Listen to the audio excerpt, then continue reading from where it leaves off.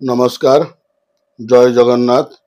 आज गुरुवार नवेम्बर 27 तारिखर शुणा मेष वृष मिथुन राशिफल। मेष आज बंधुकारक बुध सप्तम भाव रही जो माने पाख माडु नथिले सेही माने मिसिबा पई आगेई आसिबे।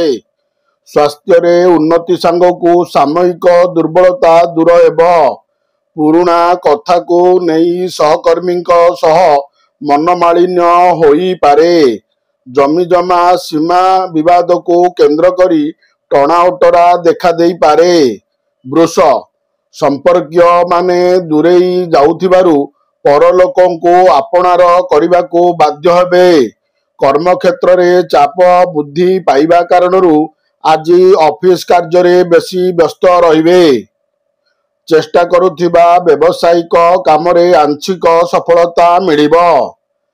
पारिवारिक क्षेत्र रे पिला माने छोट कथाटिकु बड़ आकार रे चिंता करिवे। मिथुन राष्ट्राधिपति कोन स्थान रे रहिथिबारु साहाय्य आशा नहीं अन्य माने आपणको खोजी पारंती। हजि जाइथिबा जिनिस किंबा निर्दुष्ट व्यक्तिंक खोज खबर आज संध्यारे पाइबे।